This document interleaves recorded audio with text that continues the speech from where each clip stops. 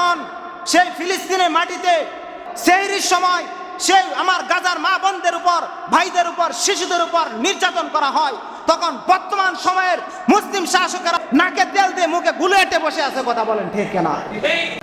আল্লাহ রাসূল এক জায়গায় বলেছেন, আল মুসলিমু কাজাসাদিন ওয়াহিদিন, সমস্ত মুসলমানরা হচ্ছে একটা দেহের মতো।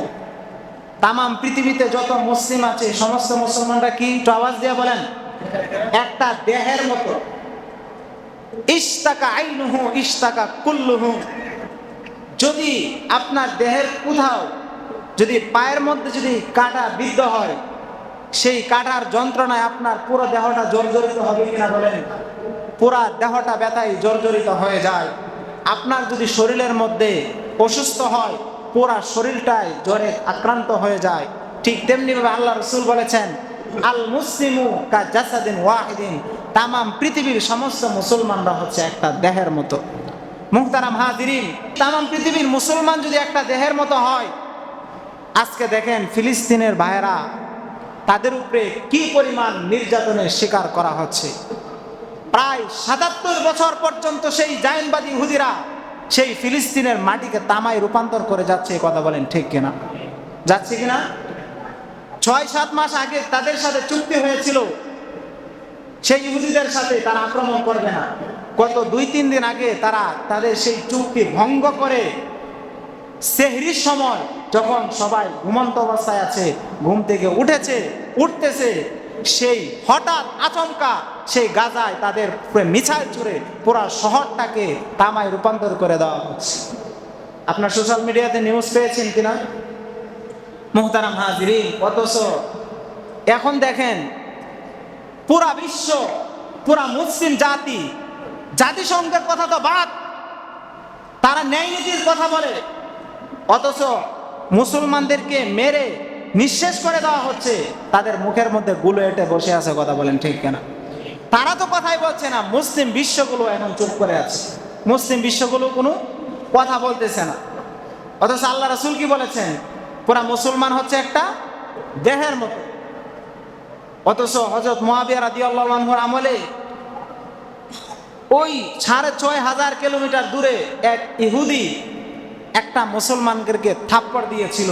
হযরত মুআবিয়া রাদিয়াল্লাহু আনহু সাথে সাথে তার প্রতিবাদ করেছেন, সৈন্য বাহিনী প্রেরণ করেছেন, বাইতুল মালের চাবি দিয়েছেন, বলেছেন যতক্ষণ পর্যন্ত না সে আমার মুসলিম ভাইয়ের থাপ্পড়ের প্রতিশোধ নিতে না পারবো, ততক্ষণ পর্যন্ত আমি মুআবিয়া শান্তিতে ঘুমাতে পারবো না। বলেন সুবহানাল্লাহ। এরকম প্রতিবাদ ছিল। শুধু কি কারণে? একটা থাপ্পড় দিয়েছে, একটা সামান্য বিষয়। থাপ্পড় দিলে তো আমরা এটা স্বাভাবিকভাবেই নিব, কিন্তু ওই শাসক তিনি এরকম প্রতিবাদ করেছেন এবং তার প্রতিশোধ গ্রহণ করেছেন। মুহতারাম হাজিরিন, আপনাদেরকে ছোট্ট একটা সংক্ষিপ্ত একটা ইতিহাস বলে আজকের আলোচনাটা শেষ করে দিচ্ছি। এই যে আমাদের এই হিন্দুস্তানের ১৩ শতাব্দীর আগের কথা, ৭ম শতাব্দীতে প্রাচীন নগরী ছিল সিন্ধু প্রদেশ। প্রাচীন নগরী কি ছিল? সিন্ধু প্রদেশ। সেই সিন্ধু এলাকায় একজন রাজা ছিল, রাজা দাহির। অত্যাচারী রাজা দাহির, সে জুলুমের রাজত্ব কায়েম করেছিল। একদিন সেই আরব থেকে একটা বণিক দল সেই সিন্ধু এলাকায় এসেছিল সম্পদ নিয়ে। তখন সেই রাজা দাহির সেই সম্পদগুলো লুণ্ঠন করে, তাদের উপরে ডাকাতি করে, হত্যাযজ্ঞ পরিচালনা করে, অবশিষ্ট যে মুসলমান ছিল তাদেরকে জালিমের জিন্দানখানায় আবদ্ধ করে রাখে। সেই জালিমের জিন্দানখানার মধ্যে একজন যুবতী মুসলিম নারীও ছিল। সেই নারী সেই জালিমের জিন্দানখানায় থাকা অবস্থায় বয়ে থরথর করে কাঁপছিল। যে কোনো মুহূর্তে তার উপরে পাশবিক নির্যাতন হবে, তার ইজ্জত লুণ্ঠিত হবে, তার মর্যাদাকে কেড়ে নেওয়া হবে। এমন অবস্থায় সেই নারী গোপনে একখানা চিঠি লিখলো।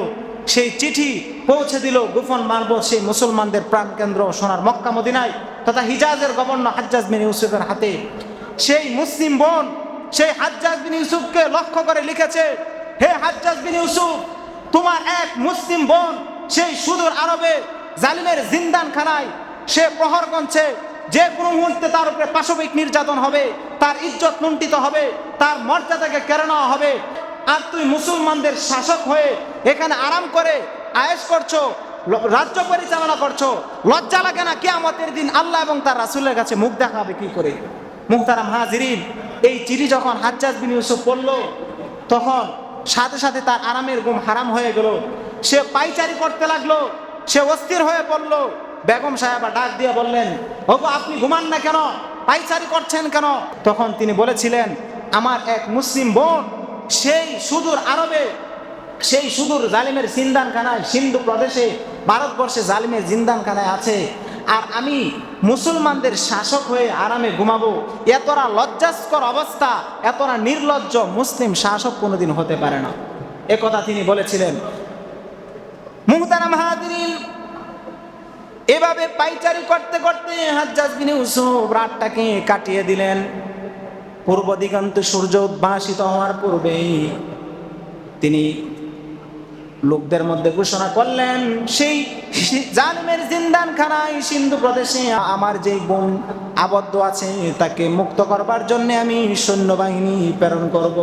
যেমন ঘোষণা তেমন কাজ। তিনি ৫,০০০ বাহিনীর এক সৈন্যবাহিনী তৈরি করেছেন, একজন সেনাপতি নিয়োগ করেছেন। সেনাপতি হচ্ছে তার আপন জামাতা ১৭ বছরের তরুণ যুবক মোহাম্মদ বিন কাসিম রহমতুল্লাহ। ওই মোহাম্মদ বিন কাসেম এসে পরে কি করেছেন সেই ইতিহাস আমরা সবাই জানি। তিনি সেই ৬,৫০০ কিলোমিটার দূরত্ব অতিক্রম করে সেই ভারতবর্ষ থেকে এই হিন্দুস্তানে আগমন করলেন। দেবল রাজ্য অভিযান পরিচালনা করেছেন। শাহজাহ দাহিরের লৌহ কাপাট ভেঙ্গে গুড়িয়ে দিয়েছেন।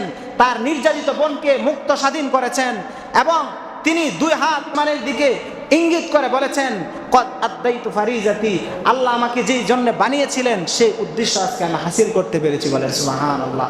ওই মুসলিম বোনকে তিনি মুক্ত স্বাধীন করবার জন্য ৬,৫০০ কিলোমিটার দূরত্ব গুছিয়ে তিনি এই ভারতবর্ষে এসেছিলেন এবং মুক্ত স্বাধীন করে নিয়ে গিয়েছিলেন, বলেন সুবহানাল্লাহ। দেখেন এই ইতিহাসটা আমি কেন টানলাম? একজন মুসলমানের, একজন মুসলিম বোনের সম্মান রক্ষা করবার জন্যে ৬,৫০০ কিলোমিটার দূরত্ব গুছিয়ে উপমহাদেশে আগমন করেছেন। হযরত মুআবিয়া রাদিয়াল্লাহু আনহু একজন মুসলমানের থাপ্পড়ের প্রতিশোধ নেওয়ার জন্য তিনি সৈন্যবাহিনী প্রেরণ করেছেন। আর আজকে যখন সেই ফিলিস্তিনের মাটিতে লম্বা সময় ধরে সেহরির সময় সেই আমার গাজার মা বোনদের উপর, ভাইদের উপর, শিশুদের উপর নির্যাতন করা হয়, তখন বর্তমান সময়ের মুসলিম শাসকেরা নাকে তেল দিয়ে মুখে গুলে এঁটে বসে আছে, কথা বলেন ঠিক কিনা? যখন মুসলমানদের শাসকদের অবস্থা হবে তখন মুসলিম জাতির অধঃপতন কেউ ঠেকাতে পারবে না, সবাই নির্যাতন করবে। এজন্যে মুসলমানদের শাসকদের উচিত হলো প্রতিবাদ করা, দেশের মানুষদেরকে তার নিজেদের জায়গা থেকে যতটুকু সম্ভব তার প্রতিবাদ করা, কথা বলেন ঠিক কিনা? আমি আপনাদেরকে একজন খতিব হিসাবে যে আহ্বান জানাবো এবং বাংলাদেশে সবাই উলামায়ে কেরাম সবাই কথা বলছেন, সেটা হচ্ছে এই ইহুদিরা হচ্ছে আমাদের চরম দুশমন, চূড়ান্ত পর্যায়ে বেয়াদব এবং চূড়ান্ত দুশমন হচ্ছে মুসলমানদের এই ইহুদি জাতি। সুতরাং এই ইহুদিদের যত পণ্য আছে, বাংলাদেশে অনেক পণ্য আছে না ইহুদিদের, এর বয়কট আগে থেকে দাবি জানিয়ে আসা হচ্ছে। কোকা কোলা সহ যত পণ্য আছে সব পণ্য আমরা বয়কট করব। আমরা মরে যাব, এরপরে কোকা কোলা খাবো না, সবাই রাজি আছি ইনশাল্লাহ। এটা হচ্ছে আমাদের একটা ইমানের অংশ, এটা হচ্ছে আমাদের একটা ইমানের অংশ। আমরা সবাই ইহুদি পণ্য আমরা বয়কট করব। খাবারের জন্য একজন শিশু এ কথা বলছে যে আমাকে মৃত্যু দাও আল্লাহ, আমাকে মেরে ফেলো বাবা মা, কারণ আমি শুনেছি জান্নাতের মধ্যে অনেক খাবার পাওয়া যায়। কি পরিমাণ একটা শিশু ক্ষুধার্ত হলে এ কথা বলে! দেখেন আমরা তো খাবার পাচ্ছি আলহামদুলিল্লাহ, কিন্তু তারা খাবে, রোজা রাখার জন্য সেহরি করবে, এরকম ব্যবস্থা তাদের হচ্ছে না। এরকম কঠিন অবস্থায় আছে তারা। একজন যদি আরেকজনের পাশে না দাঁড়ায় তাহলে এই জাতি অচিরেই ধ্বংসপ্রাপ্ত হবে।